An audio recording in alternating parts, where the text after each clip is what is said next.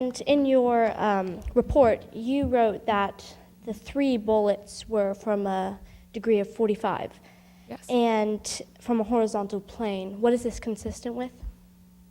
It means that whoever shot him had to be standing over the body, meaning that he had to be on the ground. So he had to be on the ground. Is it possible that because he's 6'2", and someone of little stature could have been standing behind him, holding the gun either at her or his hip, or even on her knees, could result with the same 45-degree angle? Could you please rephrase the question? Is it possible that someone holding a gun either at their hip or down on their knees, is it possible to get a 45-degree angle out of that? Not unless they were higher up. No further questions, Your Honor. This witness may step down. Prosecution, you may call your last witness. Prosecution would like to call the Officer C.M. Cheney to the witness stand. And if you may be sworn in by the bailiff.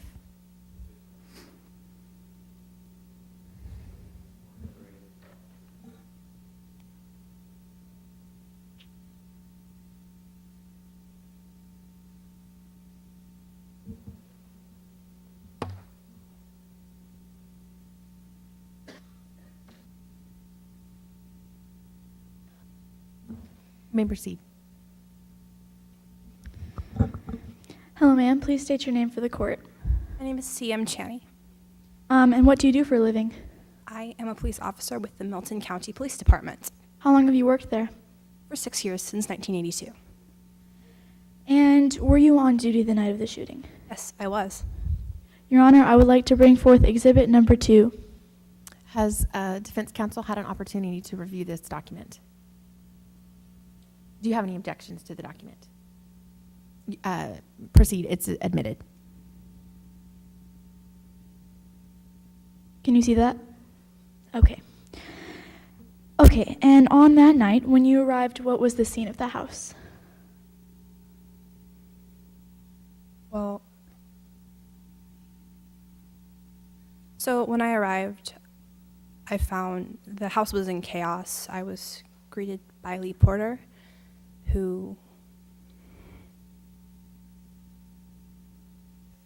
and so just the house was in absolute chaos. Okay, where'd you find Lee Porter? He came outside and greeted me. He was in a state of hysteria. And where'd you find Mrs. Barrett? I found her locked in a downstairs bathroom. You said she was saying some things to you. What was she saying? I didn't mean to hurt him. I assumed that I didn't mean to hurt him. Why did he have to leave me? And other various terms of endearment for the deceased. Did you find any signs of disorder? Yes, I did. There was blood leading from the living room to the dining room where the deceased was found. I found blood on the right hand door of the dining room, about 5 feet high, approximately 2 feet above the doorknob. It was still wet. I found blood on the couch cushions. There was a empty .38 caliber Smith & Wesson gun by the deceased, and I found the deceased in a pool of blood by approximately 2 feet from the breakfast room door with a crumpled letter in his hand. Looking at the position of the body, the blood stains, and the way you found everything, what happened? Well, I believe that the deceased came home at about 9 o'clock and met with the actor, telling her that he wanted a divorce. Evidently, they went out to dinner, and an argument ensued, and it is said that the actor, Mrs. Barbara Barrett, shot her husband, from what it seems. No further questions, Your Honor. Defense, you may proceed with your cross-examination.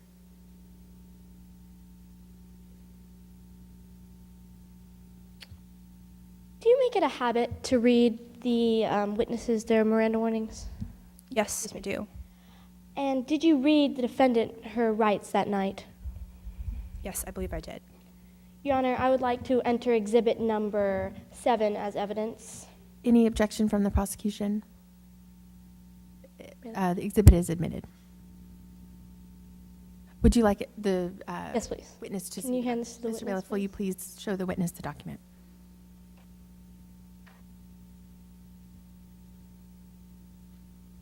Can you read the yellow highlighted section, please? I have no specific recollection of reading her the Miranda warnings. Is this your witness statement? Yes, it is. Thank you. I would like to enter exhibit number 9 as evidence. Any objection from the prosecution? It's admitted.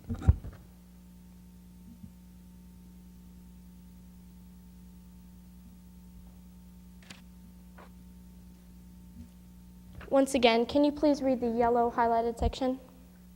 At no time, at no time did he ever tell me what my legal rights were.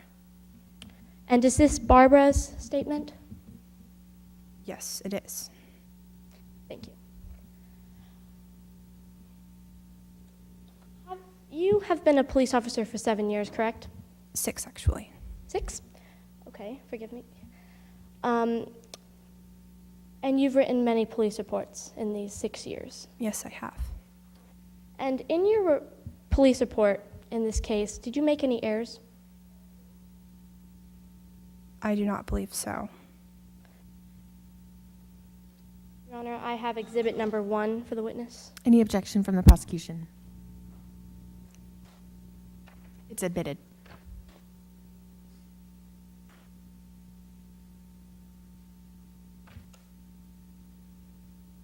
Could you please read the pink highlighted section? The pager which I removed and tagged as evidence was found crumpled in his right hand. Oh, pager. Was there a pager on the scene of the crime?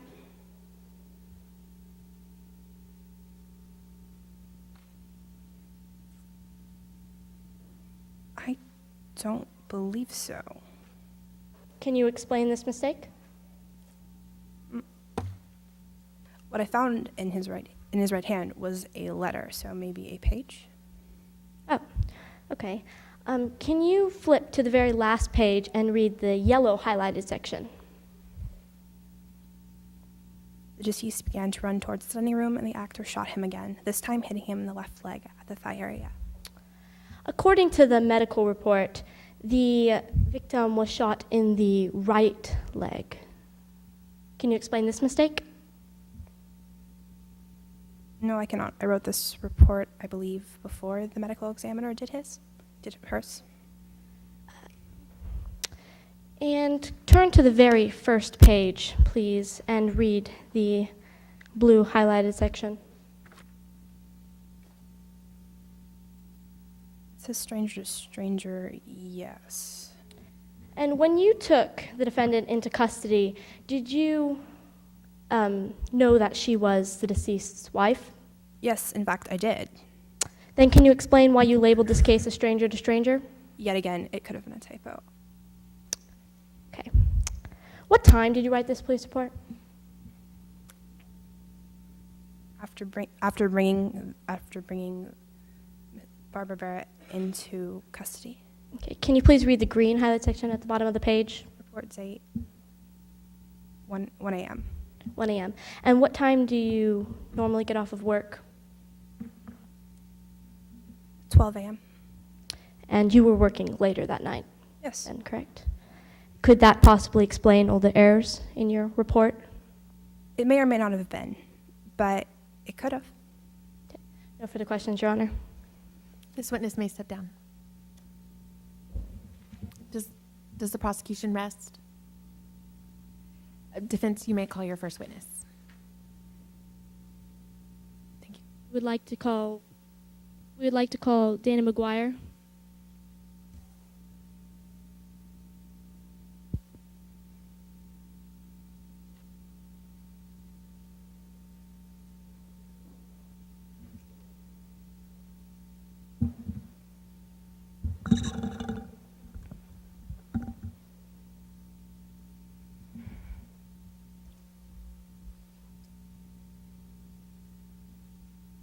You may proceed.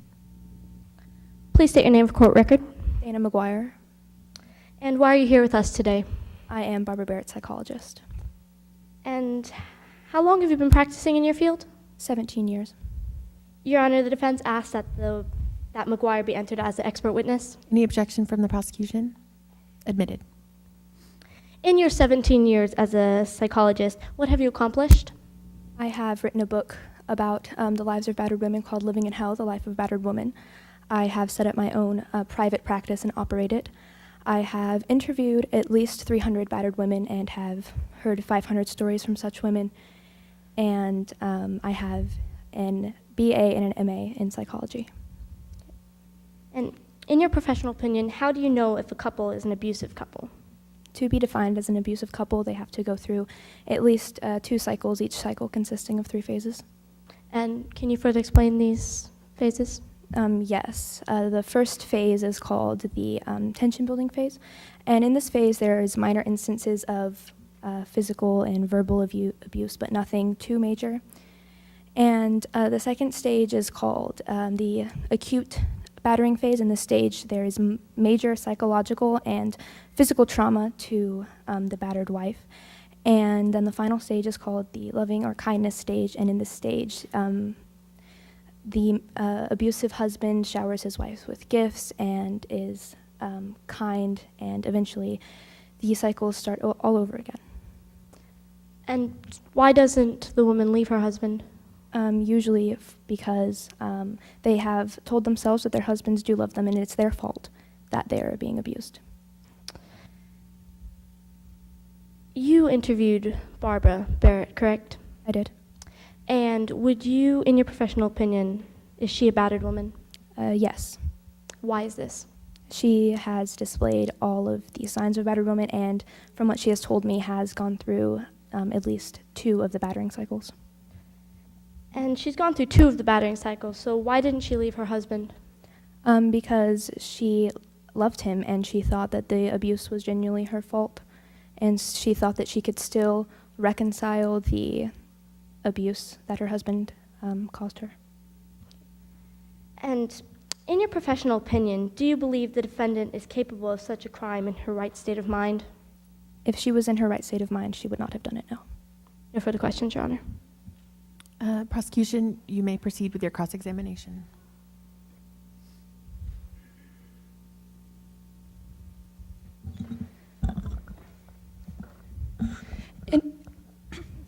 In your witness statement, you said that you have worked on over 300 cases of abused and battered women. Is that correct? Yes, it is. And what percent of that is genuine? 100% of it. How often do people fake the symptoms of a battered woman? Very rarely, but through interview, you can definitely see the signs. In your testimony, you said that Barbara Barrett had you said that she had all of the characteristics of a battered woman. But in Barbara Barrett's statement, she noted that she was angry at her husband, and a lot of times, and battered women, as you said in your witness statement, they tend to be angry at themselves instead of their husband. They feel like their husband is helping them. Is that true? Barbara wasn't necessarily angry at her husband. She was upset that she couldn't reconcile the differences between them. Okay.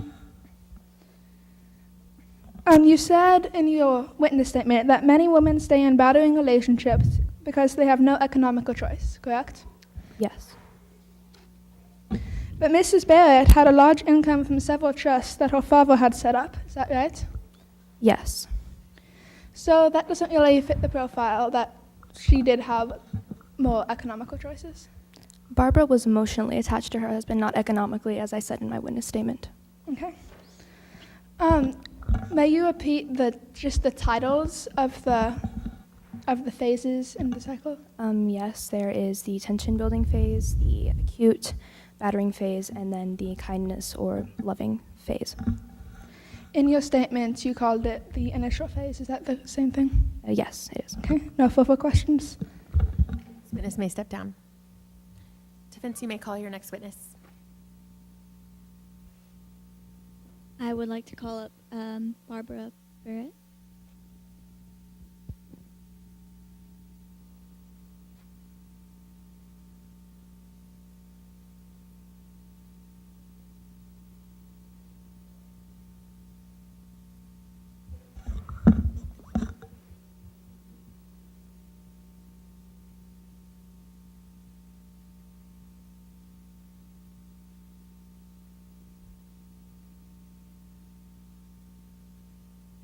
You may proceed. Could you state your name for the court, please? Barbara Allen Barrett. And how do you know John Walker Barrett? He was my husband. How long have you been married? We had been married 10 years. And when did the two of you meet? We met at a rather late night party. How did your evening go? It was a rather nice evening. When we met, I was attracted to John from the first. And when we had been drinking champagne for a while, we went out into the garden. There was an incident, and he pushed me down into a flower bed, and I did manage to leave before anything inappropriate happened. And when was your next correspondence with Mr. Barrett? The next day, he called to apologize, and he flooded my house with flowers for the next week. Soon after, we started dating. You mentioned in your witness statement that 2 weeks before your wedding there was an incident. Could you tell us about that? John came home from work, and he seemed very upset. He asked me to fix him a drink, or Chivas, I think it was, with water, and I watered it down. He tasted it and then threw it against the wall. He began to advance towards me. I was afraid that he would hurt me, and I started backing away. He backed me into a wall and then slapped me across the face. And did Mr. Barrett ever worry you after marriage? There was one incident a few weeks after we were married where he was called to say that he was going to be late for work. At about midnight, I went to his work to find out what he was doing. I found him there on the couch with another woman. I left as soon as I saw him, and when he came home from work, he began hitting me until I fell to the ground, and there he began kicking me. The next thing I know, I woke up in the hospital. You said you noticed cycles throughout your relationship. What could you tell us about those? So when he would just be angry, and so it would be like he was getting tenser and tenser every day, and then he would suddenly hit me or throw something, or he'd beat me. And then after that, he'd become the same man I married. In the night of the incident, when Mr. Barrett got home, did you have any arguments? He told me that he wanted a divorce and he was going to leave that night. What happened next? Porter came into the living room and told us it was time to eat. We went into the kitchen and we continued to discuss it. I was upset and crying, and he told me to leave because I was upset, and so I went into the living room and he followed after me. Okay. And what was his, when you went into the living room, was Mr. Barrett calm or? Throughout the evening, he was extremely calm. I was the one who was more upset than he was. Did he hurt you at all in any way? I believed he was going to hurt me. The last thing I remember of that night was just as he came into the living room, he had a belt in his hand, and I thought he was going to choke me and kill me. Do you know why Mr. Barrett would want to kill you? A few weeks before, he had beaten me with a belt, and I had thought he was trying to kill me then. Thank you. No further questions, Your Honor. Prosecution, you may proceed with your cross-examination.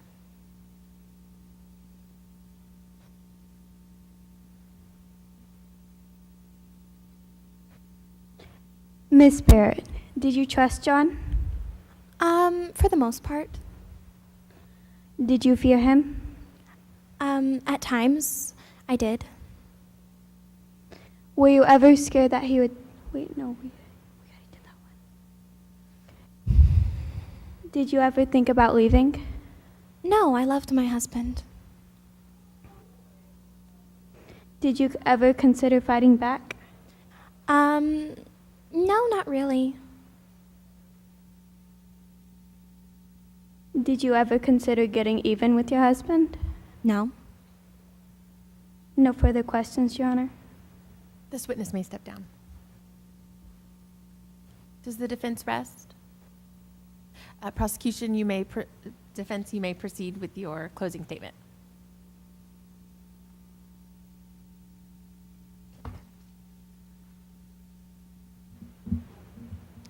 May it please the court, Your Honor, ladies and gentlemen of the jury. Once again, my name is Hannah Dulke, and this is my co-counsel, Jacqueline Gallup. You, the jury, have heard the facts of this case. The defendant has endured mental, verbal, and physical abuse for the past 10 years. She has tried again and again to hide the anxiety and the harsh truth of the man that she had married. For 10 years, she has endured the pain and agony of his beatings. Yet she loved him. He had such a powerful hold over her that he was able to convince her that he loved her as well. And for what? To walk away after 10 years like nothing had ever happened? On the night of the incident, the defendant was confused and lost, and suddenly there was this rush of adrenaline, and then nothing. The defendant remembers absolutely nothing past the point of her husband approaching her with a belt. I don't need to tell you the defendant's story. You've already heard it. I don't need to tell you what it was like. I just need to ask you one question. What if it was you? Our expert witness, Dana McGuire, has heard 500 heart-wrenching stories of battered women. She's told you the cycles of which they endure, and you've seen the effects. The prosecution wants to charge my client with murder. And for what? Why? For doing something she remembers absolutely nothing about? Or for being abused by her husband? And yes, the prosecution has witnesses. They have a medical examiner who can't say in which order the gunshots were fired, a housekeeper who has been accused of stealing not once, but twice, and she didn't do it because she was never convicted. She also later on that night said that she saw the defendant with a gun. But how do we know this is true? All we have is the words of a thief. And last but not least, a police officer who failed to produce an accurate police report and didn't even know it. We can all agree that in this case, John Walker Barrett was the victim. However, it was the defendant whom has been the victim at the hands of abuse for the past 10 years.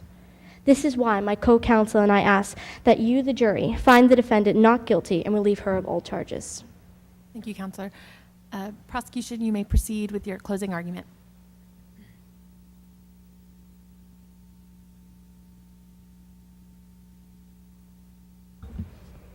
May it please the court, Your Honor, and ladies and gentlemen of the jury. Thank you for sacrificing your time to be an important role in our Challenge B mock trial. Thank you for listening attentively to this mess of a marriage. This is a hard decision, and nobody wants to send a poor, battered, abused woman to jail. But the consequences are clear. It is not right to take the life of another person. We are a nation of laws, and if those laws are not upheld, then our nation would crumble to pieces. People would get away with so many crimes, it would be ridiculous. Barbara Barrett took the law into her own hands when no one would help her. She waited. Then she unleashed 10 years of anger and revenge and murdered her husband. She waited, she practiced with a gun, she planned the murder. The law must be upheld no matter the cost. You have no choice but to charge the defendant guilty. Thank you, Counselor. At this time, the jury is excused to deliberate.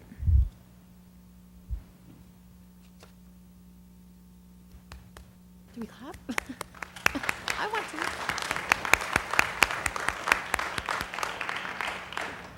Good job. All rise. Court is now in recess. Okay, thank you for joining us for round 2 of our mock trial event. We will again take a 20-minute intermission, and during this time, teams can set up for the next round, which will begin at 2:35.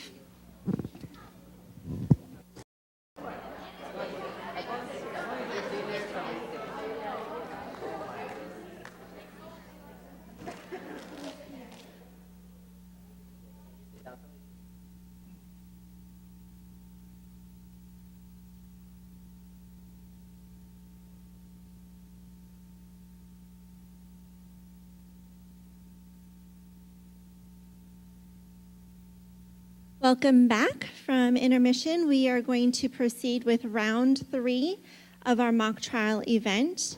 For round 3, we have Universal City for prosecution and New Braunfels South for defense in our mock trial case of the state of South Carolina versus Barbara Allen Barrett.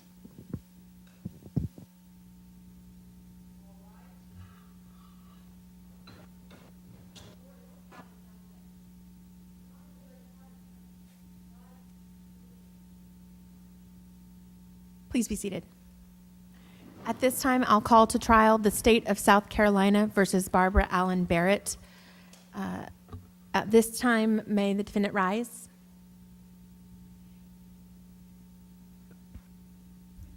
At this time, do you wish to enter a plea? You may be seated. Do either sides have any pre-trial motions to be heard today?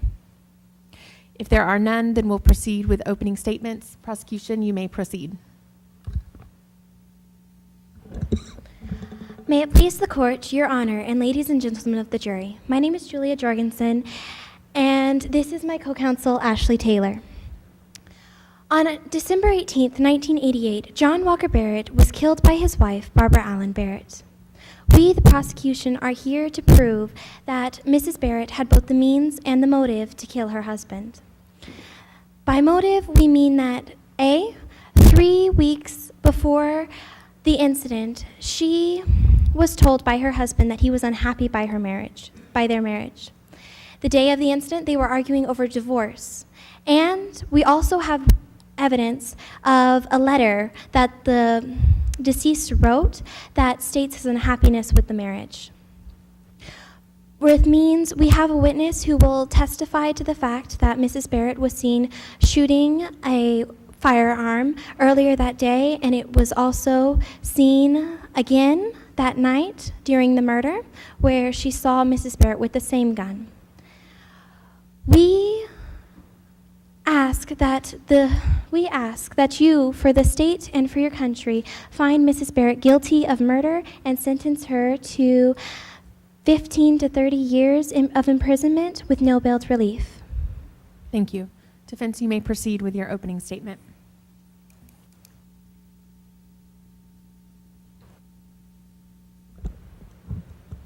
May it please the court, your honor, and members of the jury.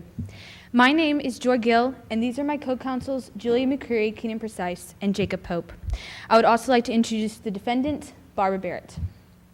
This case is about this woman, Barbara Barrett, who is married to the deceased, John Walker Barrett.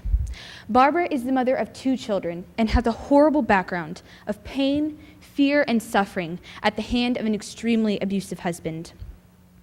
When she married John, she was hoping to escape the hurt from her previous marriage, but soon discovered that this new relationship would be a living hell on earth. John was a man that did not value his wife. He saw other women regularly, and when confronted about it, blamed Barbara for his own unfaithfulness. Throughout the years of their marriage, Barbara experienced beatings from her husband. Beatings that included hits, kicks, times that she was shoved against the wall, and even beatings with a whip. She sought help from her minister, doctors, and even the police, but none offered her any protection. She was helpless. On the night of the shooting, my client, Barbara Barrett, had discovered shocking news that her husband was planning to leave her. How could he leave their marriage after she had worked so hard, so long, against so much to preserve it? Distraught and terrified of what the future would bring, she went to something she thought would calm her, a simple glass of wine.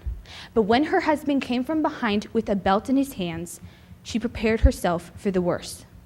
The thought of him trying to kill her raced through her mind as it had so many times before. He had shown time and time again that he was willing to beat her to the point of almost death. And since he was already angry with her, she knew what was coming next. Fearing for her life, she instinctively, which means without conscious thought, grabbed the pistol and fired it. Self-defense was her primary goal, but with the distraction of everything, she fired the gun more times than she intended. After the whole event took place, she even said, "I never would have hurt John because I loved him very much." A battered woman clings to the perpetual hope for change. Today you will hear from two witnesses, the first being Dana McGuire.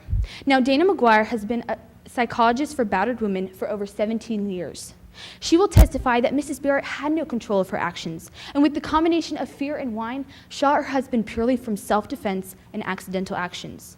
She will also say that John Barrett was a horrible man, and because of his terrible beatings, caused Barbara to obtain a very real syndrome called battered women syndrome. Dana will also say that in Barbara's case, it was literally impossible for her to initiate wanting to leave her husband. Next, you will hear from Barbara Barrett herself. She will testify that she didn't mean to kill her husband, but was simply trying to protect herself from a man that could easily kill her. The prosecution holds the burden of proof in this case. The way to properly envision their proof is to picture the burden of proof as a chain linked together by individual links. It only takes one loose link for that chain to be broken. Today, the defense will be showing you those weak and broken links, any one of which would be enough to disprove their case. After you listen to the trial and go back over the evidence, I urge you to consider the emotional state of my client, Barbara Barrett, on the night of December 18th, 1988. A woman that was simply trying to protect herself from a man that could kill her with little effort at all. She didn't want to kill him. I submit to you that it is clearly impossible that Barbara Barrett premeditated killing her husband, and it is obvious that this is simply a case of self-defense from a woman who was beaten for years by a crazed man that struggled with rage and abused alcohol. At the end of this trial, I ask you to submit a verdict of not guilty. Thank you. Thank you, Counselor. Prosecution, you may proceed by calling your first witness. Prosecution would like to call Joe R. May to the witness stand.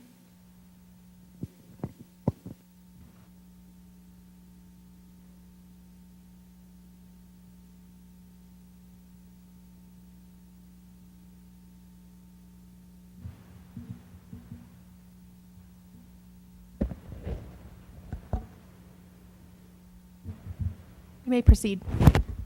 Can you please state your name and occupation for the court? My name is Dr.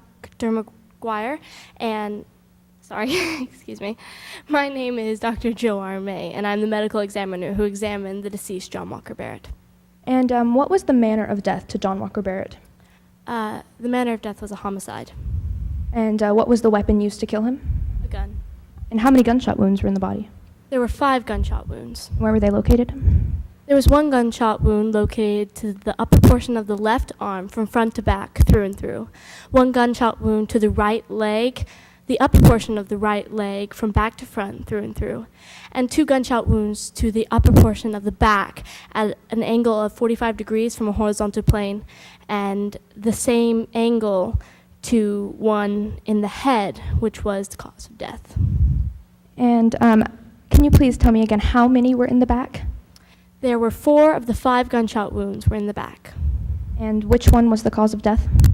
The cause of death was the gunshot wound to the posterior portion of the cranium. And what was the trajectory of those bullets? 45-degree angle from a horizontal plane. Were there any powder marks present on the body? No.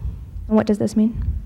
The absence of powder marks means that the muzzle of the firearm was more than 2 feet away from the victim. Would you say that this is consistent with the person practicing self-defense? Absolutely not. So would you say that the evidence shows that John Barrett was fleeing the scene? Yes. And would this explain the shots to the back side of John Walker Barrett? Yes, it would. No further questions, Your Honor. Defense, you may proceed with your cross-examination.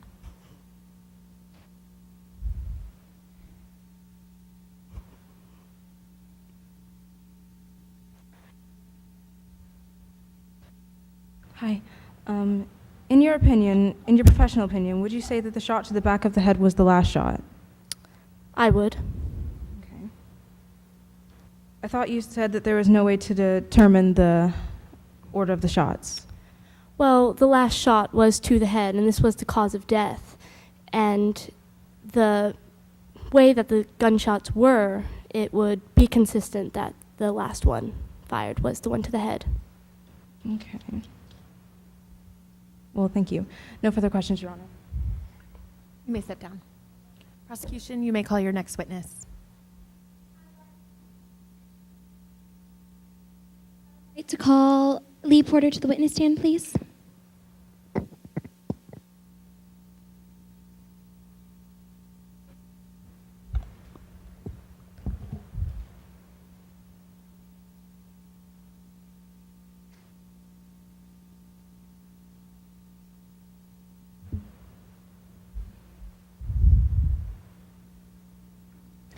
Would you please state your name and occupation for the court? I am Lee Porter, and I'm housekeeper. And where do you work? I work for the Barretts. And how long have you worked for the Barretts? 6 months. Did you notice any tenseness in their relationship? Yes. Can you please explain? They would argue quite often. And what about the day of the shooting? Do you remember anything specific about that day? I remember earlier in the day hearing what sounded like car backfiring coming from the backyard. And then a few minutes later, Miss Barrett came in with a gun. Would you please tell me about the evening of December 18th, 1988? Yes. John had come home. I was preparing dinner. They were talking in the living room for a while, and when I had went in to announce dinner was ready for them, they both seemed very upset. And what about during dinner? Did you hear anything said there? From what I recall, I heard Mr. Barrett say something like, "I've had it with you, Barbara, and now you know I am leaving tonight." Miss Barrett seemed upset and said something like, "You can't do this to me." He asked her to leave the room, and while she was going into the living room, she said, "You will regret this." And what happened after that? I had heard what sounded like car backfiring again. So I had gone into the living room. I had gone to see what was going on, and I saw Mr. Barrett limping towards me and holding his arm. He was covered in blood, and Miss Barrett had a gun in her hand. Was it in the living room or the dining room that you saw this? I was in the dining room, seeing it from the... Did the gun appear to be the same one that you had seen earlier this day? Yes. So, just to affirm, you saw Mrs. Barrett twice that day with the same gun, and then you saw Mr. Barrett, limping and injured with her going after him with the gun? Yes. How did Mr. Barrett look to you when you saw him? He seemed very frightened, and he was trying to get away from her. And what did you do after that? I ran out the door, and I called the police. Why would you run? I did not want to be hurt. So, after you called the police, what happened?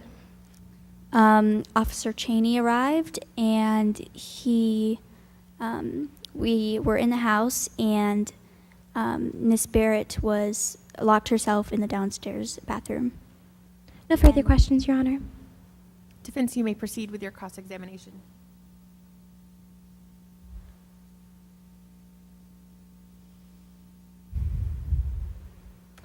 In your witness statement, you said that the kids were away at school on a Sunday, right? I do not recall.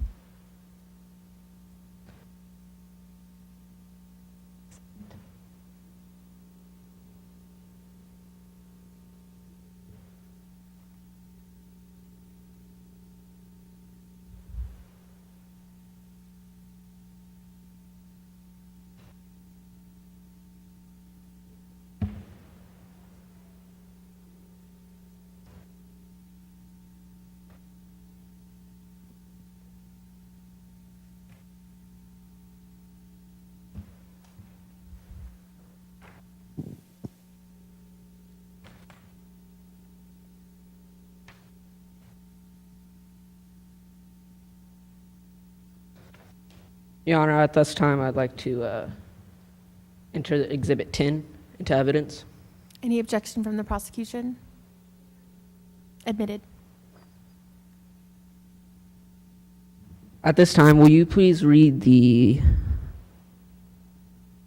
first paragraph? Would you like a copy in front of you? Yeah. Mr. Bailiff, would you please give a copy to the witness? Thank you.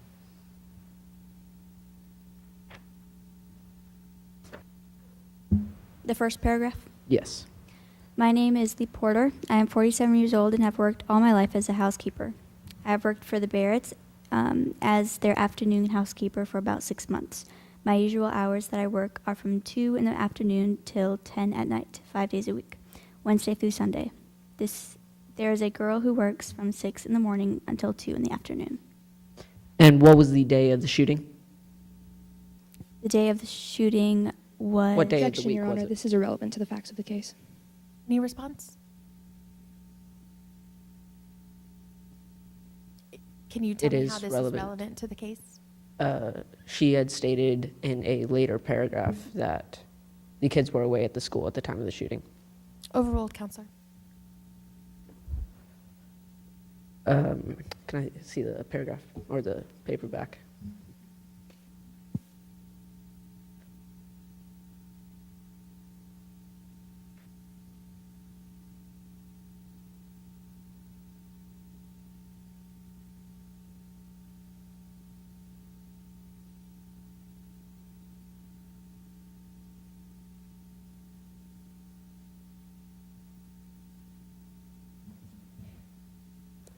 So do you agree that you did say that the kids were away at school on a Sunday? Yes. Are the kids usually away at school on a Sunday? No. So why were they at school? It could have been for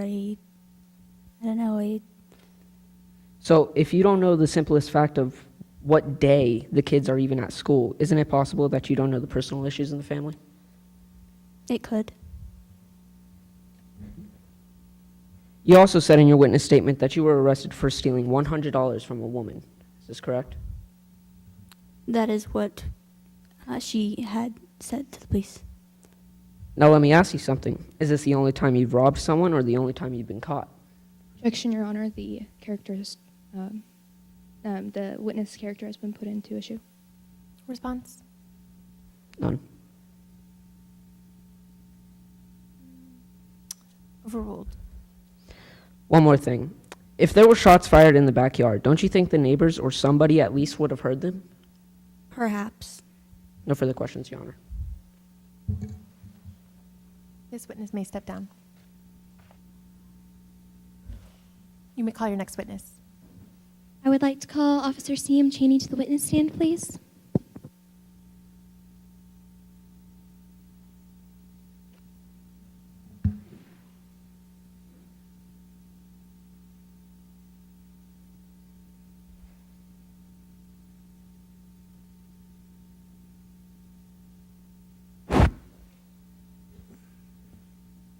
Would you please state your name and occupation for the court? My name is C.M. Cheney, and I'm a police officer. And how long have you been an officer? As of now, I've been a police officer for 7 years. Did you go to college to be a police officer? Yes, I have a degree in criminal justice. Have you ever been to the scene of a homicide before? Yes, I've been to the scenes of several homicides and suicides. In your years of service, have you ever shot a firearm? Yes, Could it sound like the backfiring of a car? of course. What were you doing the night of the murder? I was on patrol. And what happened while you were on patrol? I got a call around 9:50. I was about 8 or 10 minutes away from the crime scene. And what happened when you arrived at the crime scene? Miss Lee met me outside. We cautiously went in the door. I saw a suitcase, a jacket, and a belt laying on the floor, a trail of blood leading to the dining room where the deceased lay face down on the floor of the dining room. He had a letter and a gun next to him, and there was nobody else in the house. Thank you. In your police report, would you say that it recorded things pretty accurately? Yes. So, if Your Honor, may I enter exhibit number 1 into evidence? Any objection from the defense? Admitted.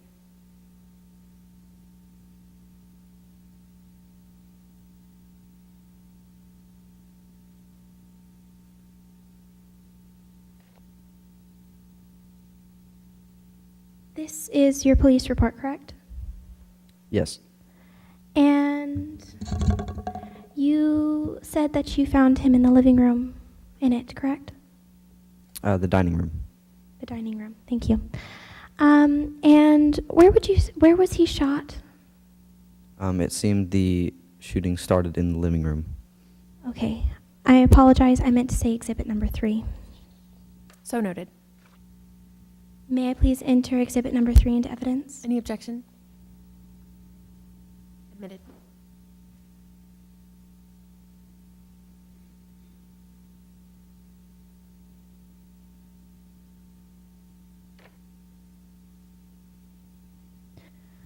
So he was shot in the right leg, right? Correct. And did it appear as if he had been shot in his left leg while he was lying face down? No. So, thank you. May I enter exhibit number 2 into evidence? Any objection? Admitted. This is the diagram of the house, correct? Yes. And so you said that you walked into the house and then you went to the living room, saw all the blood, went to the dining room, and that's where you found him? Yes. And you saw a paper next to him? Yes. And there was a gun, correct? Correct. And where was the defendant found? I found the defendant in the bathroom. She had locked herself in there, and she was repeating that she didn't mean to hurt John. Did she seem to be hysterical? Yes, very. Thank you. And that is all. No further questions, Your Honor. You may proceed with your cross-examination.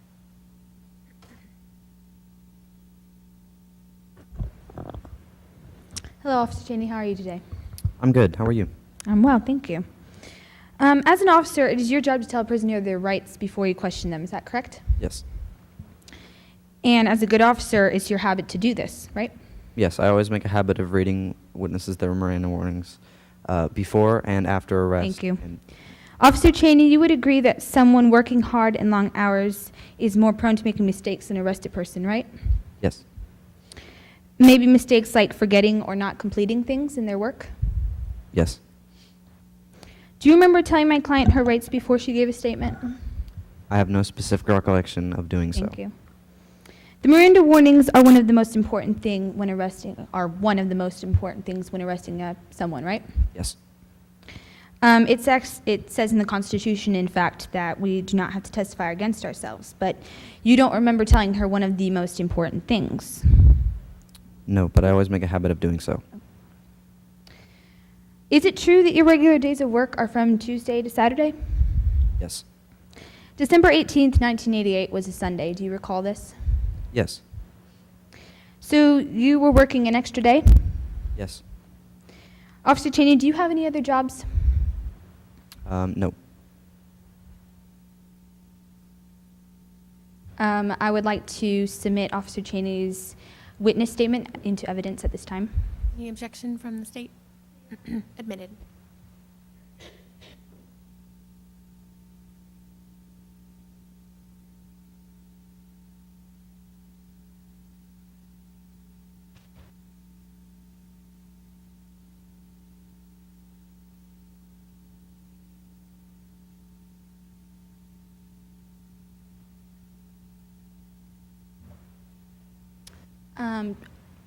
Do you need to see this to be able to read it? No, my mistake. I do actually work another job as a security officer. Okay, thank you. And when do you work that job? Oops.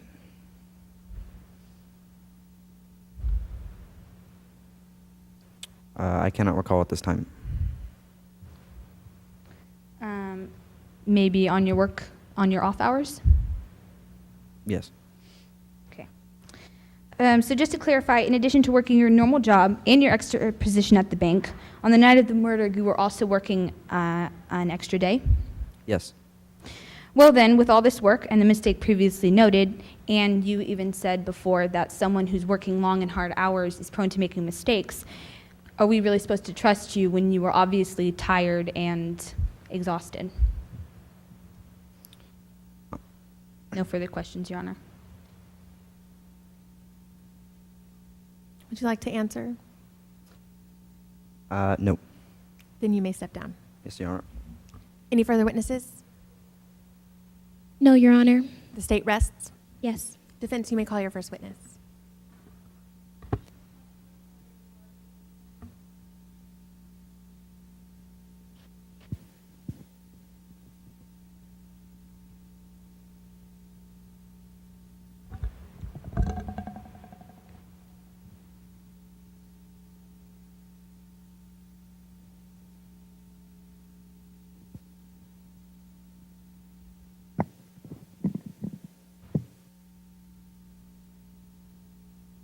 You may proceed. Please state your name and occupation for the court. My name is Dana McGuire, and I'm a psychologist. Where did you go to college? I went to college in Campbell State University in Hadenfield. What is your master's degree in? My master's degree is in psychology, where my emphasis was sociological and psychological.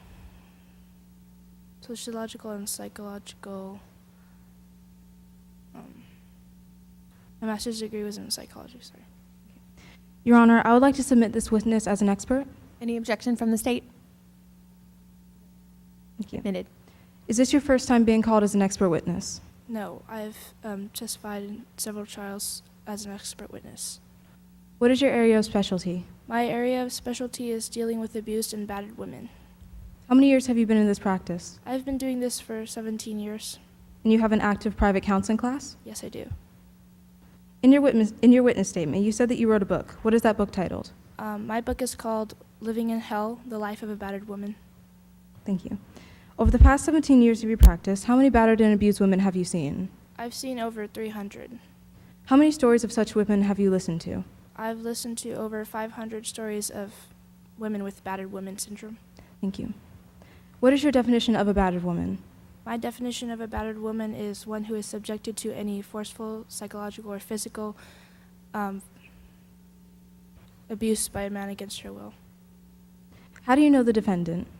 I interviewed her within 1 month of the incident, earliest being 2 weeks later. Thank you. Considering your definition of a battered woman and seeing her in your practice, in your professional opinion, would you say that Barbara Barrett has battered woman syndrome? Yes. Thank you. Are battered women able to control themselves? No, they're not. Do you think the defendant had any control of her actions on the night of the incident? No.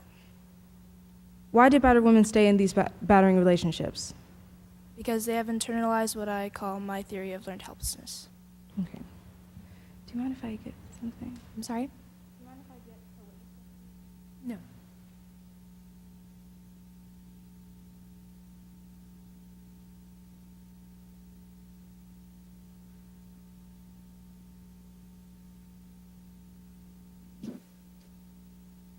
Your Honor, I would like to submit Exhibit 11 into evidence. Any objection?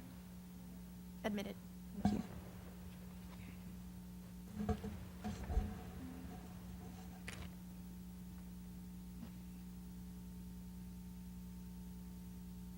Can you see that? Mr. Bailiff? Can you give the witness her witness statement? Thank you.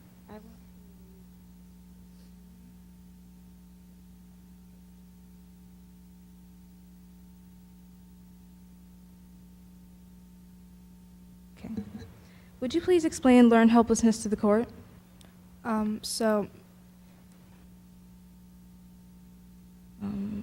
Can I get my own, actually? You're permitted to approach your counsel table at any time.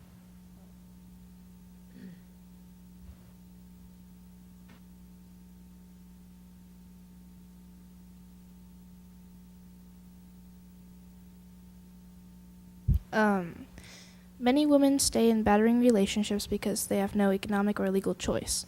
All women stay in such relationships because they have internalized what I call a theory of learned helplessness. This theory was first recognized several years ago as a result of experiments by Dr. Samuel Michaels in his study of early response reinforcement. He and his assistants placed dogs in cages and administered random shocks at varied intervals. It soon became apparent to the dogs that there was nothing they could do to escape the shocks. At first, they tried to escape through voluntary movement. After this failed, they became passive and ceased any voluntary activities. Interestingly, they even refused to attempt to escape when the cage doors were left open, and they were dragged through the opening. They continued to remain passive despite continued shocks. It took repeated dragging of the dogs through the doors to teach them how to voluntarily avoid the abuse. This experiment has basically been repeated with all types of animals, with the same results. This experiment demonstrates that when a person believes he or she cannot control what occurs, as is the case of a battered woman whose every effort to please or avoid violence has resulted in a beating, then that woman seeks refuge in extreme passivity. Thank you. So, in your professional opinion, would you say that John Barrett caused Barbara Barrett to have battered woman syndrome? Yes. Thank you. No further questions, Your Honor. You may proceed with your cross.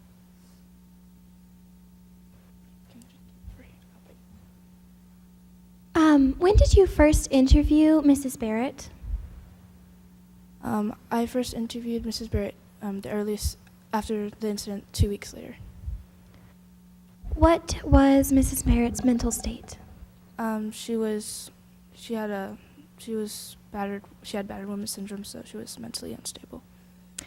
In your experience, have you interviewed people in similar cases? Yes. Have any of these resulted in homicide? Yes. One time I interviewed a blonde lady who had shot and killed her husband but didn't believe that he would die. In your expert opinion, could someone be pushed to commit murder? Yes. In your statement, you spoke of abusing cycles, correct? Yes. Did Mrs. Barrett go through these cycles? Yes. Did she go through them more than once? I believe so. Are these cycles predictable? The acute battering phase, which is the second cycle, which is the most violent one, no one could predict it, not even the battered woman. But there can be cycles, correct? Yes. And they could be considered as a pattern? Yes. So a sane person could probably identify these, right? I'm sorry, can you restate that in a different way? A sane person could identify these cycles, correct? You mean, yes. If there was someone going through these cycles and they recognize it, could they prepare or plan for the abuse that might come? No. Because the only one that you can't predict is the acute battering phase, which is violent. Even though if the first one happens, you don't know if it's going to happen immediately or... But they could still prepare for it. Not knowing when it would happen, they could still be prepared for it. Yes, but you still can't predict when it's going to happen. That's not what I'm asking. What I'm asking is whether or not they can prepare for it. Yes, they can. Okay. I mean, no, they can not prepare. Oh. Sorry. So they can't prepare? They can. They can? Okay. And can they avoid confrontation with their spouses? Sorry, can you say that in a different way? Could they try to avoid the confrontation with their spouses? No. And why not?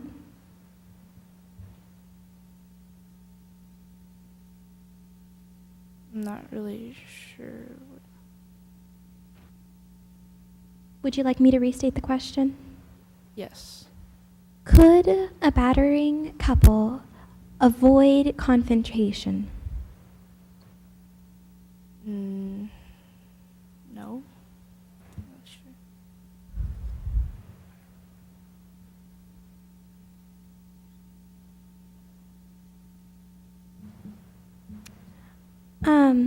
Your Honor, I would like to enter exhibit number 11. Any objection?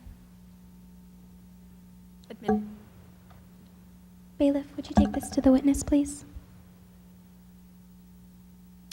Would you please read the blue highlighted section? Yes. Living with constant fear seems to produce in such women an I don't know how to say that. To pain and a severe diminution of the woman's perception of the potential for serious injury or death of either themselves or their husbands. One woman I interviewed after she shot and killed her husband stated to me that she knew her husband would recover because the 4 bullet wounds in his head were not that severe. Both battering men and women continue to reassure themselves that no harm will come, despite overwhelming evidence to the contrary. 4 shots to the head. Doesn't that seem excessive to you? Yes. Would you consider 5 shots excessive? Yes. In your expert opinion, do you think your client's actions were justified? Which client are you talking about? The one that you wrote about in your paper. I didn't say anything about what I thought. I said what she thought about that she didn't think her husband would die. And I'm asking for your professional opinion on whether or not it would be justified. Yes, it would be. So, in your expert opinion, it is justified for someone who is in an abusive relationship to shoot their husband 4 times? Well, this person has battered woman syndrome, and so she has a weak mentality. She's not mentally stable, so. And earlier you stated that learned helplessness makes it so that they will not fight back, and eventually they will become give up. passive and cease any voluntary activities, yes. So why would they now lash back if they had learned helplessness and were an abused couple? Well, when there's a reaction to it, like there is a. Sorry, can you just say that in a different way? So, since you stated earlier that learned helplessness was what Mrs. Barrett had, why would she suddenly lash out and kill her husband? Even if it was in self-defense, why would she suddenly just snap?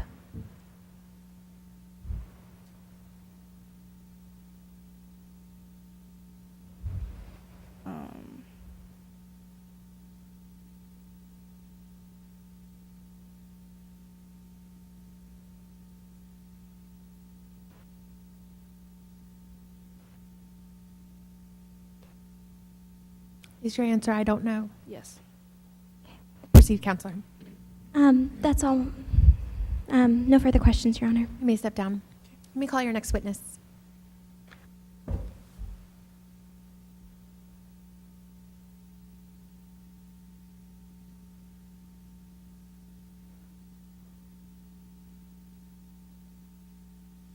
Defense would like to call Barbara Barrett to the stand.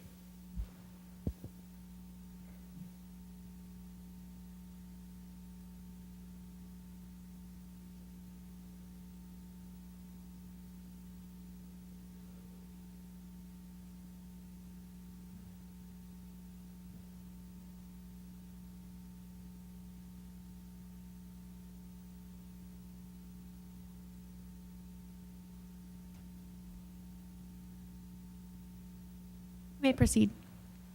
State your name for the court. My name is Barbara Allen Barrett. How old are you? I'm 47 years old. Where do you live? I live at 2437 Rambling Woods Drive, Haydenfield, South Carolina, How long have you lived there? since 1964. When did you meet John Barrett? I met him when? When? In 1978. Where did you meet him? I met him at a Vassar alumni event.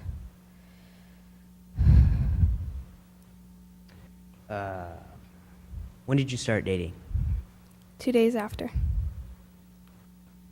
And how long have you been married? We were married for about 10 years. Was John prone to drinking? Well, whenever work was hard, he drank. Did he become abusive when he was drinking? Yes. What happened 2 weeks before your wedding when John came home and started to beat you? Well, when he came home. Objection, Your Honor. Leading the witness. Overruled. Could you say the question again? What happened 2 weeks What happened 2 weeks before your wedding when John came home and started to beat you? What happened was he asked me to fix him a drink, and so I purposely fixed it weak because I knew he would possibly become abusive. And so he got mad and threw the glass against the wall. I started getting scared because, you know, it's scary. And then he started to slap me and then shove me against the wall. In your marriage, did you ever suspect John of cheating on you? I did.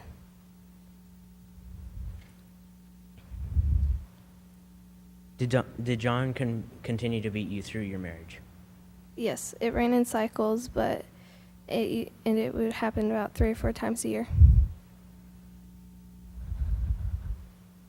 Did you try and tell others about your beatings? I did. I tried to tell my minister, the police, and doctors, but they would either tell me what I did to provoke those beatings or just push me away. Before the night of the shooting, did John Barrett ever ask for a divorce? He would say that a couple of weeks before, he said that he was unhappy with our marriage, but besides that, no. What was John's behavior like the week prior to the night of the shooting? He was uneasy and not himself.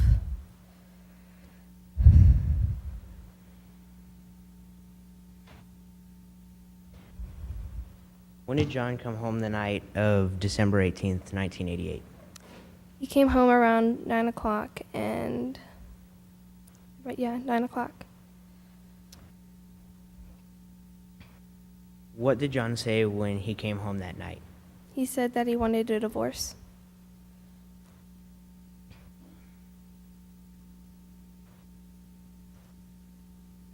What happened after that? Well, apparently I was crying, and so I left the room, and I poured myself a small glass of wine, and then John came in with his belt, and I thought he was going to kill me. But after that, I don't remember anything. Was anyone else in the house at the time? My butler, Lee Porter. Do you trust Lee? I do not, Why don't you trust Lee? because earlier that day, I saw him stealing loose change from my husband's drawer where he keeps his private things. And did the police officer ever at any time read you your Miranda warnings? He didn't. No further questions, Your Honor. State, you may proceed.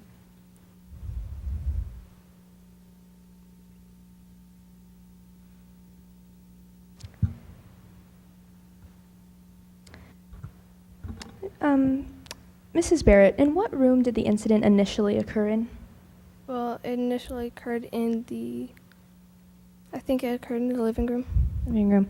Your Honor, I would like to admit exhibit number 2 in evidence. Any objection? Admitted. Mrs. Barrett, can you see that?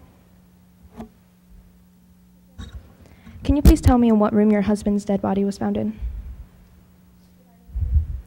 And does this trail of blood imply that he was leaving the living room? I think so, yes. So why did you follow him into the dining room? I don't remember. Don't remember. Your Honor, I would like to admit exhibit number 3 into evidence. Any objection? Admitted.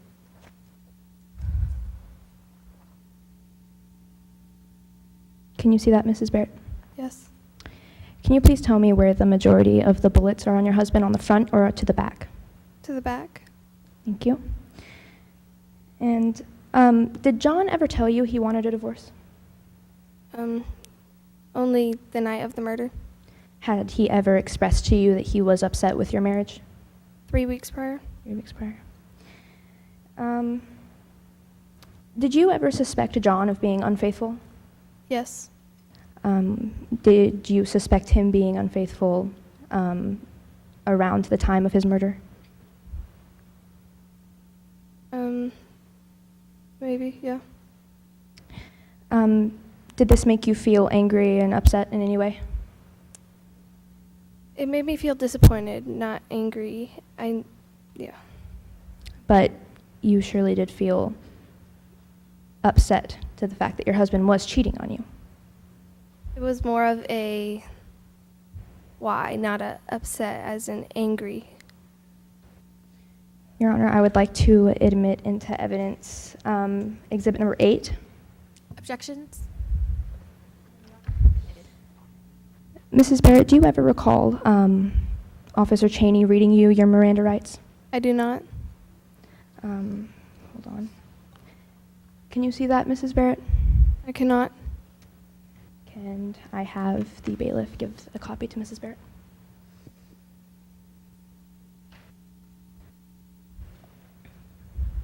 Thank you. Can you please read the highlighted orange section? I, Barbara Allen Barrett, have been warned by C.M. Cheney, the person whom this statement is made, that 1. I have the right to have a lawyer present to advise me both prior and during any questioning. 2. If unable to employ a lawyer, that I have the right to a lawyer appointed by the council with me, both prior and during any questioning. I have the right to remain silent and not make any statement at all, and any statement I make may and probably be used in evidence against me in trial. And 4, I have the right to terminate the interview at any time I do desire. Thank you. And is that your signature at the bottom? It is. And you did sign this paper? I did. Do you know that those are your Miranda warnings? I guess they are. No further questions, Your Honor. Thank you. You may step down. Defense, do you rest? Do you have any further witnesses? Are you ready to proceed with your closing argument? You may proceed.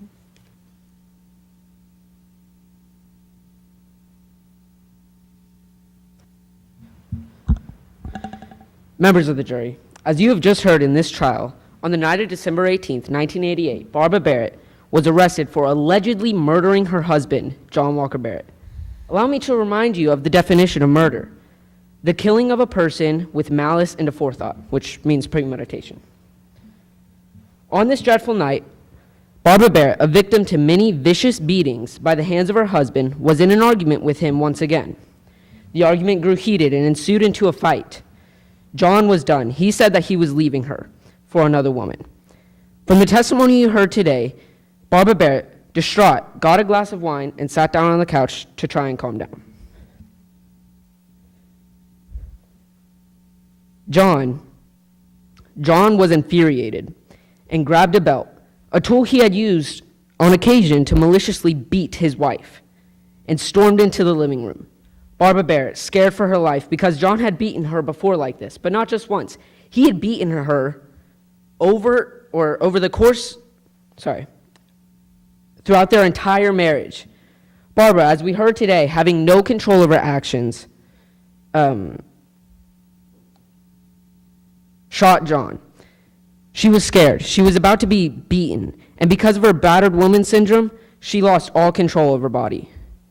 Earlier, Dana McGuire, an expert in psychology and in patients with battered woman syndrome, testified that when a woman is beaten over and over and over again for years and years, that they have no conscious thought when they are being or about to be beaten. She also claimed that Barbara had battered woman syndrome and that, and I quote, was a classic case of a battered wife who suffered abuse from the hands of her husband for years.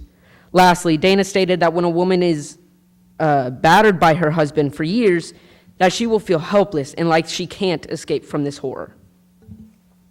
The prosecution will try and tell you that Barbara was getting back at John for cheating on her, and that she planned to murder him earlier that day. Lee Porter said that he saw Barbara come through a private door in the kitchen with a gun in her hand. But do you really trust a man who has robbed $100 from a woman and who lied about the whereabouts of the Barrett's kids? Also, or one more thing, on this diagram of the house,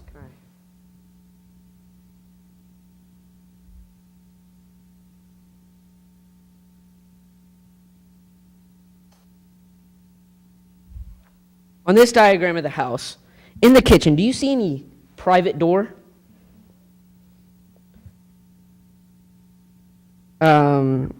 Lastly, in conclusion, my client did not possess the requisite premeditation and malice necessary to convict her of murder.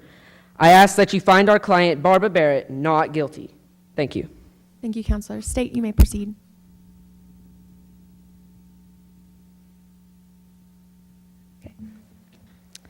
Once again, I would like to thank the jury for acting as our jury. You have the most important part of this trial, and without you, we can't function.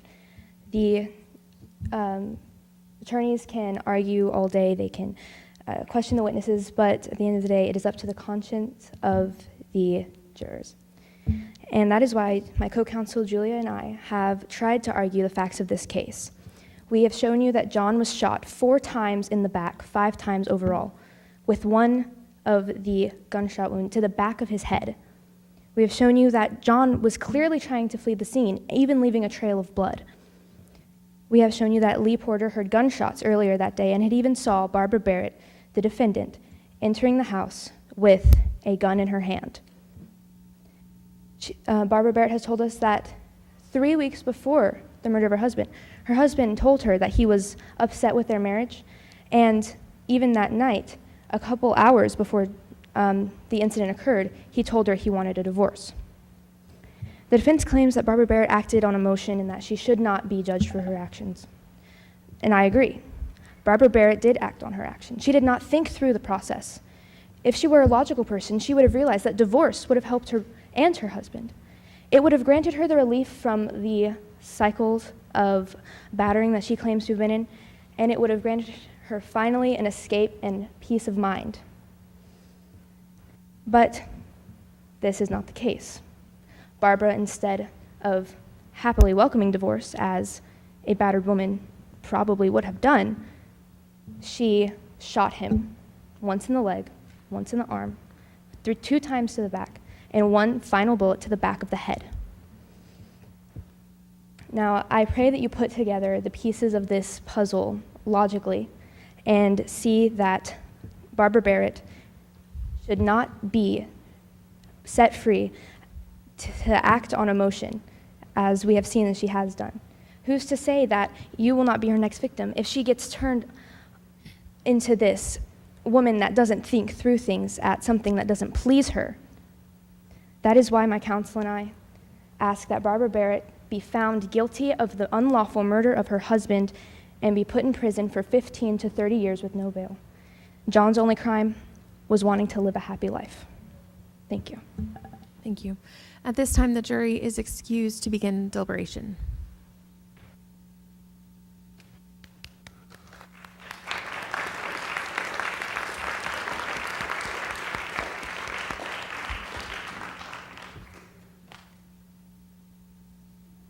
Okay, that concludes round 3. Hooray! At this time, we will take another short intermission, long enough for the jury and the judge to deliberate. And then we welcome everyone back, especially students and directors, to hear verdicts on each trial, each round, as well as scores for each round.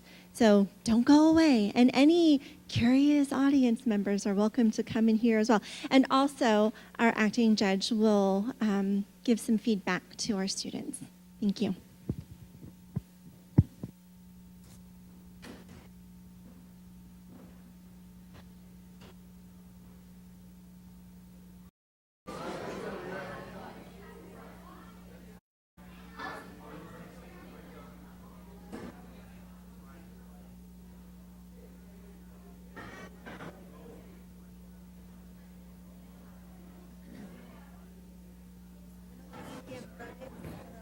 You say that again? I'm going to let you give verdicts. And then Verdicts? How do I do that? Just say for round 1, I find the defendant. Yeah. Okay. And then I'll give final score, and then you can give. Okay. Okay. Sure. Let me know when you're ready. Now? All right. Who is relieved that we've made it to the end? Okay. I find it quite comical that I saw mom's hands go up first before students' hands. It's very funny. All right. You guys did a fantastic job. I am so proud of all of you. Once again, I would like to thank our judge and our jurors for giving of their time to serve y'all today, our students. Yay. Okay, so first we will go ahead and let Judge Megan Harkins Yes. offer up her verdicts for each round. Okay. For round one, the defendant is found guilty. For round two, the defendant is found not guilty. And for round three, the defendant is found guilty. All right. Well done. Okay, so what I have are the final scores for each team for each round. So in round one, where we had, let's see, New Braunfels South versus Bulverde. New Braunfels South, for your final score for round one, was 89.66 points. It's kind of odd the way it's got decimals in there. For Bulverde, your score was 83.66. Okay, for round two, Bulverde, for the prosecution against Universal City. Bulverde, your total for round two was 82.66. Universal City, your total points were 92.33. And for round three, Universal City versus New Braunfels South, we had a total of, for Universal City, 92.33, and for New Braunfels South, 89.66. Okay. Do we want to hear total team points? Directors, does it matter? Yeah, sure. We'll just go with it. All right. Okay, New Braunfels South, that means you got a grand total for the day of 176.66. Bulverde, you got a grand total for the day of 166.32. And Universal City, a grand total for the day of 184.66. Woohoo! All right. At this time, we are going to go ahead and let the Honorable Judge Megan Harkins give some feedback to our students. Okay. First of all, not a real judge. Just to give you a little bit of my background, I graduated from law school in 2011, and I am an attorney practicing for myself in Pleasanton, and I did mock trial in law school. So I have to start by saying I am incredibly impressed by all of you. Is it 7th and 8th grade or just 8th grade? Well, I did not even attempt this until law school, and you did a better job than a lot of attorneys that I know. So I'm not just saying that to be nice. It is true. So I am incredibly impressed by everyone. So I have a few pointers that I would like to share. These are general pointers.